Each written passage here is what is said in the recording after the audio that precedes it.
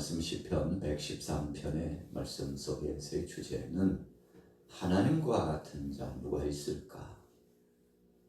하나님 밖에는 우리에게 소망이 없다는 아주 귀한 말씀을 통해서 우리에게 은혜를 주시고 있는 내용의 말씀입니다. 하나님께서 사람을 사랑하셨다고 그랬습니다.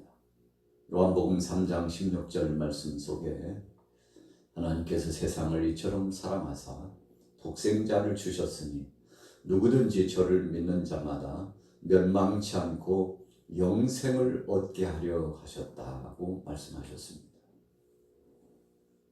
오늘 본문 말씀에 보면 또 그분은 높고 높은 보좌에서 낮고 천한 이 땅에 오신 분으로서 철저하게 비하되신 분이셨음을 말씀하고 있죠. 6절 말씀해 보세요. 스스로 낮추사 천지를 살피시고 그랬어요. 빌립보서 2장 6절 말씀에 예수님께서 종의 형체를 입으시고 이 땅에 오셨다고 하셨는데, 여러분, 하나님 되신 그분이 종의 형체를 입으시고 낮고 천한 이 땅에 오셔서, 그것도 유대 땅 베들레헴 그 작은 고을에 말구유에 오셔가지고 참 초라하게 오셨죠. 하나님께서 그렇게 오실 줄을 누가 알았겠습니까? 사람의 옷을 입고 오셔서 우리의 모든 죄악을 담당하시고 대속제물이 되어 주셨는데, 이 크신 그 하나님의 사랑을 생각만 해도 감사하고 감격스러울 수밖에 없죠. 그런데 이런 은혜를 입은 모든 세대들이, 모든 사람들이, 모든 족속들이, 모든 피조물들이 하나님 앞에 찬양하고 경배하는 것은 마땅하다는 것입니다. 우리가 일상생활 가운데 사람들과의 관계 속에 또 기본적인 우리의 삶의 범주 안에 기쁜 일이 있으면 어떻게 반응합니까? 첫째로는 우리의 얼굴에 미소를 머금게 됩니다.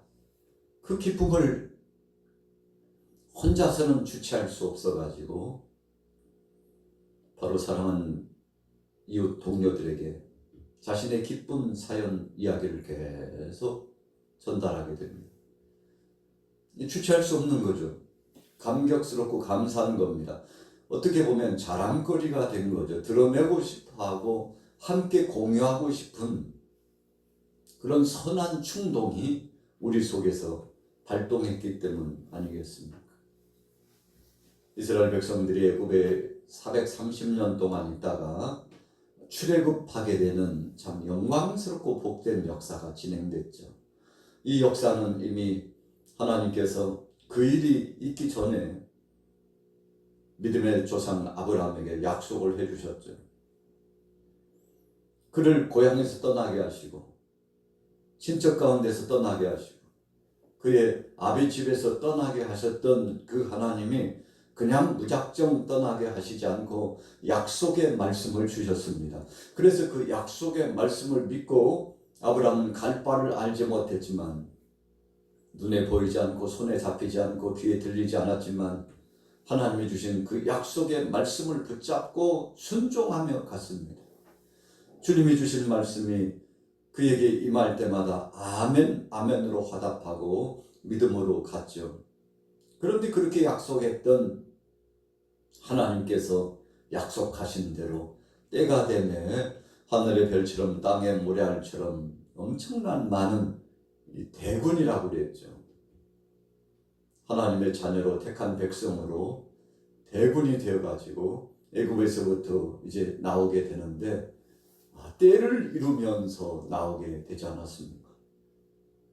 마치 목자가 양을 칠 때 백씩 이렇게 구분해가지고 자신들의 양에게는 그 표식을 해놓고, 그래서 양들은 목자의 음성을 알죠. 목자는 자기 양을 압니다. 서로 안다는 의미 가운데 아주 중요한 핵심적인 포인트가 있는 거죠. 그래서 목자는 양을 구분하고 양은 목자의 음성을 알고 따르고 순종해 나가고, 그래서 맑은 물과 푸른 초장으로 인도해 주시는 그 복되고 기쁜 역사를 경험하면서 목자의 그 인도함 따라서 나가면 물도 마실 수 있고 또 풀도 배부르게 먹을 수 있고 몸에 살이 찌우고 건강을 유지하고 안전할 수 있다는 것이 목자와 양과의 관계인데, 하나님께서 택한 백성들을 그렇게 인도해 주셨다는 것입니다. 그런데 하나님의 인도하심을 받고 어떻게 됐나요? 애굽에서 나올 때 춤을 추면서 기뻐 나왔습니다.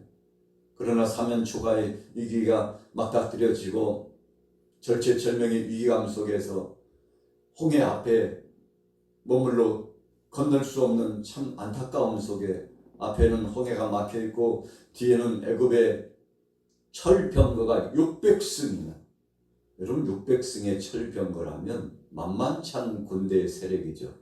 그런데 그 군대 세력들이 바로의 명령을 따라서 택한 하나님의 백성들을, 이제 애굽에서 탈출하게 된 백성들을 다시금 볼모로 잡으려고 쫓아오는데 위기감이 봉착돼 가지고 백성들이 아우성치죠.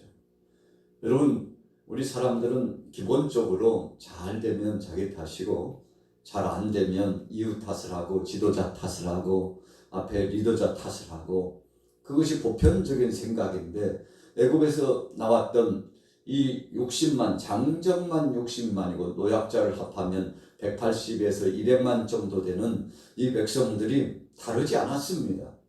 보통 사람들과 다르지 않았어요. 어려움에 봉착하니까 감사하고 감격스러웠던 그 은혜는 다 잊어버리고 모세를 원망하고 또 하나님을 원망하고 불평하기 시작하는데, 여러분 참 어찌 보면 오합지졸처럼 아수라장이 된 분위기인데, 그때 모세가 하나님 앞에 엎드려서 간절히 기도하니 하나님께서 응답하시고 오늘날 만민을 하나님께서 인도하셔서 이제 약속대로 이 홍해를 건너게 해주시는 놀라운 복을 주시겠다는 약속을 모세에게 허락하시고, 모세가 이 하나님의 뜻을 백성에게 전달해가지고, 여러분들이요 오늘날 하나님의 구원하심을 여러분들이 볼 터니 오늘 이 하나님의 구원을 보기 위해서 잠잠하고 여기에 주목하라고 말씀을 선포하고, 모세가 하나님이 말씀하신 대로 그가 가졌던 지팡이를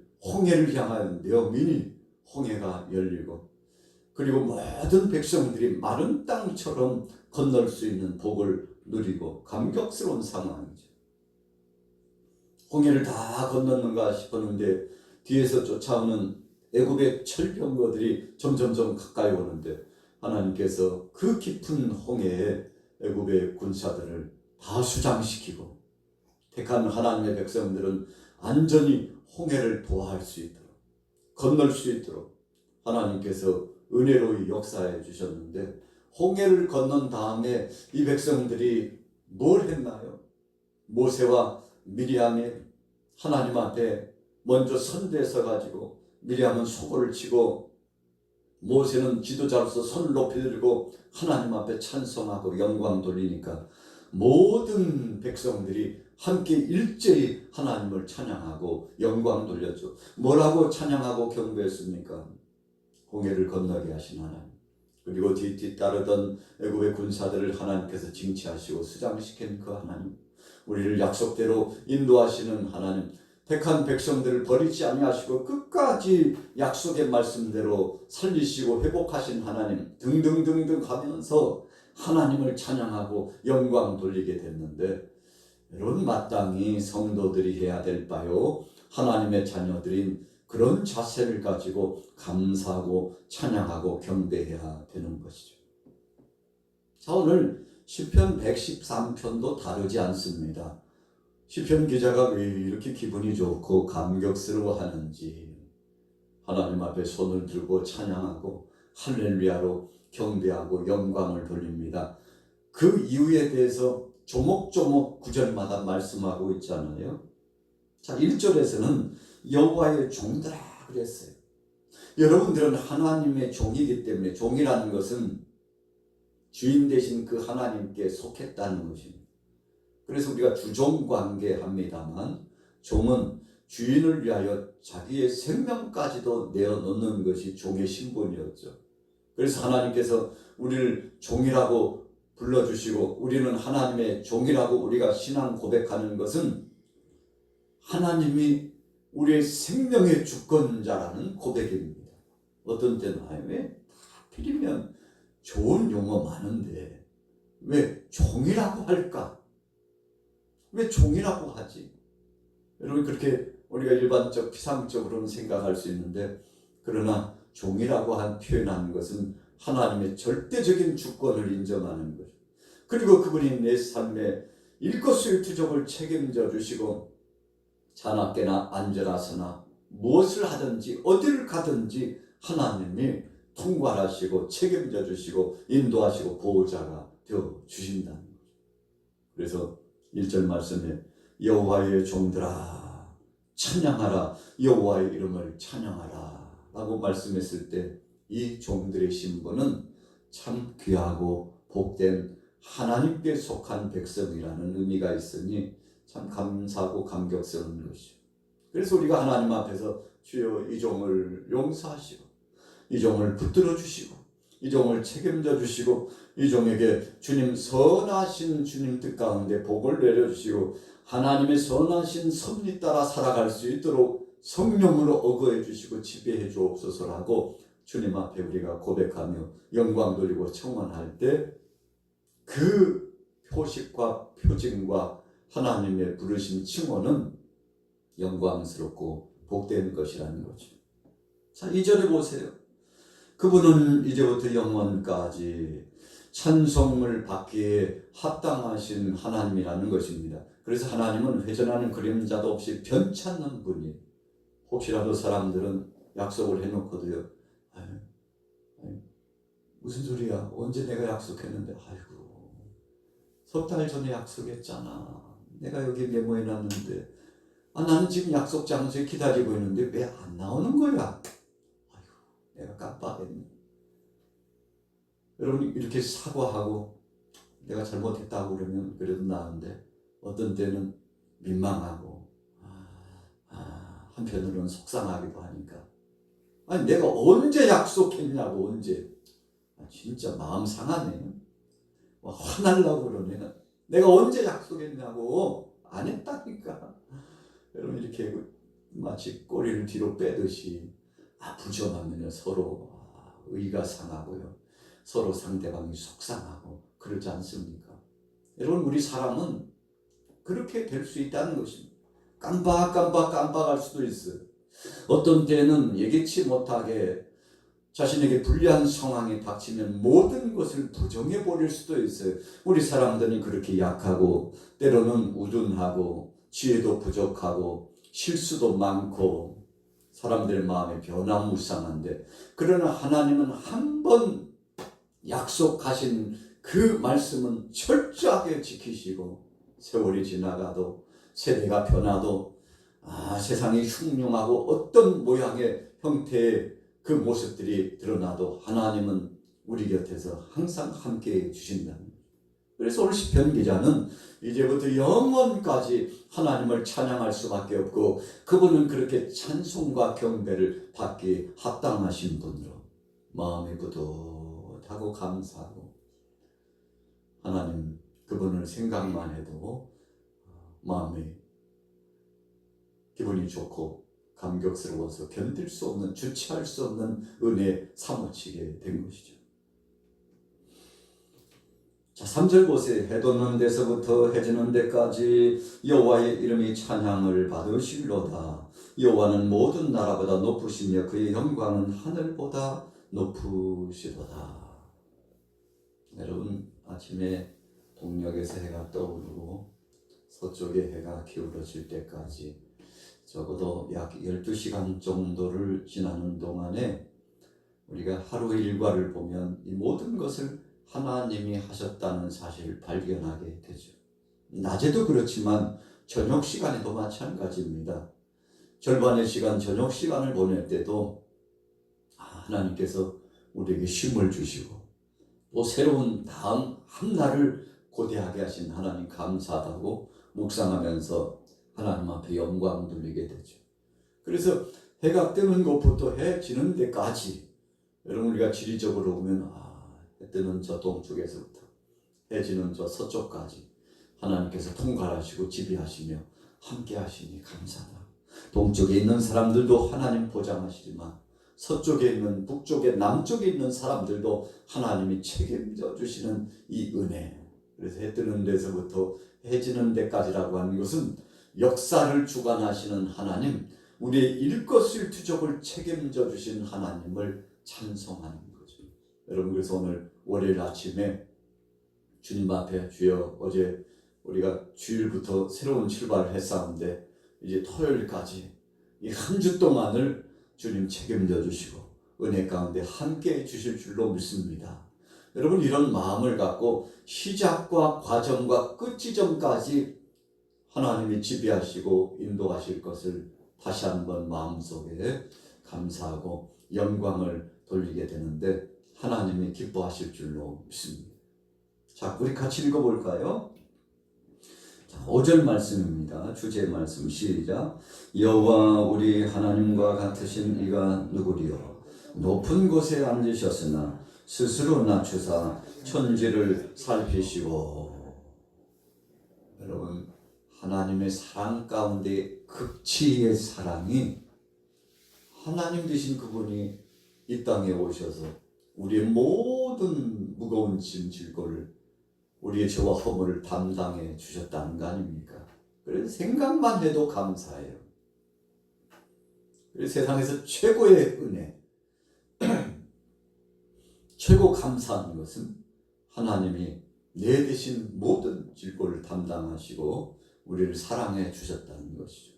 여러분 그래서 우리가 세상 그 어떤 것보다도 가장 감격스럽고 감사한 것은 십자가의 구속의 은총을 생각했을 때죠. 자, 하나님께서 그렇게 우리를 사랑하셨는데 7절에 보세요. 가난한 자를 먼지더미에서 일으키시며 궁핍한 자를 거름더미에서 들어 세워.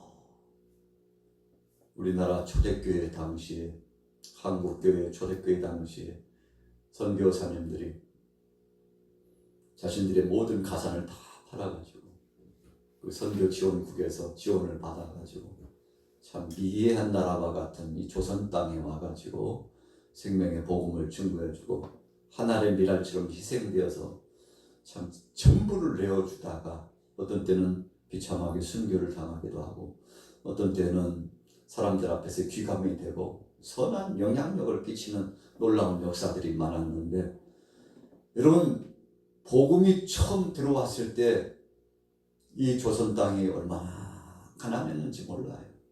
힘도 없고 연약한 나라였습니다. 문명을 제때 또 받아들이지 않아가지고 쇄국 정책을 내세워가지고요, 계속 주변 국들에 비하면 뒤떨어져가지고 우리가 일제 강점기에 지배를 받았던 이유 가운데 안타까운 그 원인 하나가 무엇이었습니까? 조선 말기 때 쇄국 정책 때문에 문명을 받아들이지 않았어요. 일본은 문명을 빨리 받아들였어요. 그래가지고 여러분 어떻게 보면요, 일본이 더 복음의 영향력을 훨씬 더 빨리 받을 수 있는 그런 선한 영향력도 받고, 그리고 거기에서 문명이 발달되니까 우리 그 당시 조선은 따라갈 수 없을 만큼 하늘과 땅 같은 이런 차이가 되고 힘이 없고 약해지니까 나중에는 지배함을 받고요, 침탈함을 당하는 참 모욕적인 역사가 나타났지 않습니까?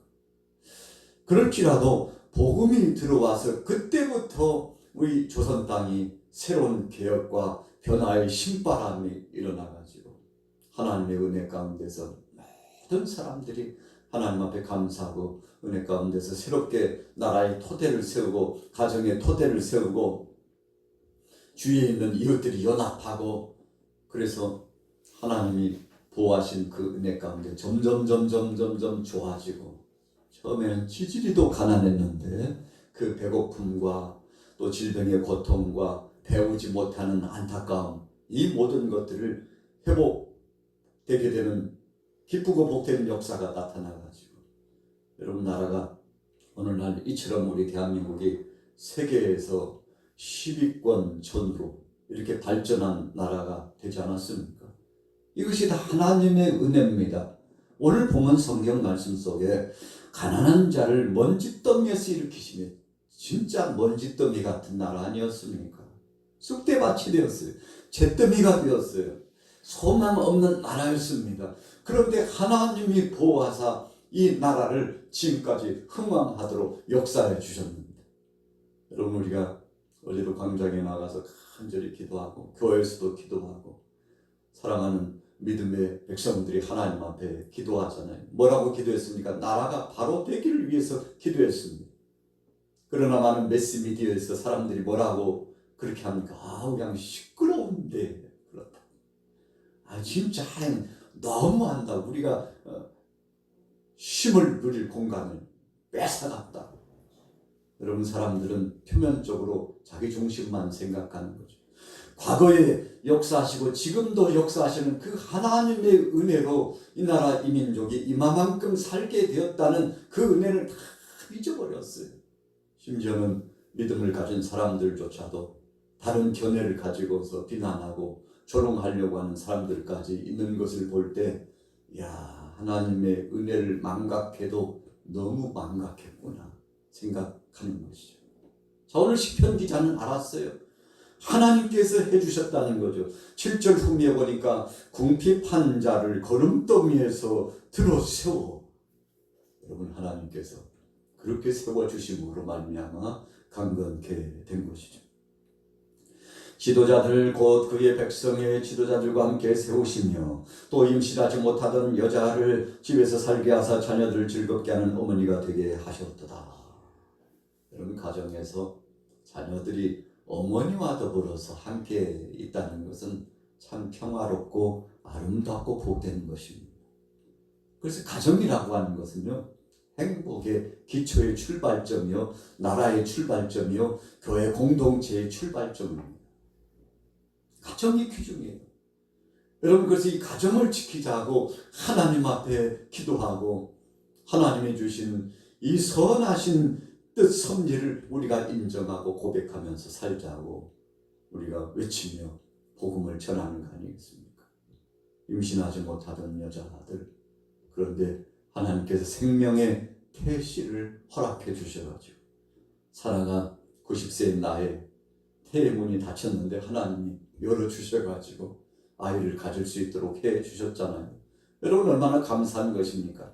안 되는 것들을 되게 해 주시고 불완전하고 소멸되어지고 파괴되어졌던 역사를 다시 세워주시는 그 하나님. 그래서 오늘 시편 113편의 말씀은 하나님께서 이 땅에 오셔서 우리를 세워주시고 강건케 하시고 새롭게 하시고 완전케 해주셨다는 것에 대한 감사의 고백인데, 오늘 하루 동안도 여러분들의 일상 가운데 이런 감사가 넘쳤으면 좋겠습니다. 여러분, 우리가 하루하루 살아가면서 감사하는 사람은요, 또 감사가 생깁니다. 그런데 불평하고 계속 짜증을 내고 여러분 곤관심정을 갖고 살아가는 사람은요, 계속 엉켜가지고 또 엉켜가지고 곤고하고 고통스러운 일이 생깁니다. 말의 씨가 되고요, 생각이 씨앗이 돼가지고 삶이 달라지는데, 오늘 여러분들 하나님이 주신 맑은 생각, 경건한 거룩한 생각에 생명의 씨가 우리 마음밭에 뿌려지고 가정에도 뿌려지고 지역사회에도 뿌려지고 우리 대한민국에도 뿌려지고 우리 교회 사랑하는 공동체 안에도 충만하게 뿌려져서 새순이 돋아나고 열매가 맺히고, 요즘 가을에 이 단풍이 맺혀지니까 얼마나 경치가 아름답습니까? 하나님께서 이 아름다운 강산을 주셨는데, 여러분, 가을은 가을대로 아름답고 겨울은 겨울대로 아름다운 것처럼 우리에게 하나님이 주신 것을 감사함으로, 성경에 말씀하셨잖아요. 감사함으로 받으면 버릴 것이 없다고 했는데, 하나님 앞에 감사로 찬양으로 영광 돌리셔서 오늘로 소망 중에 승리하시기를 예수님의 이름으로 축원합니다.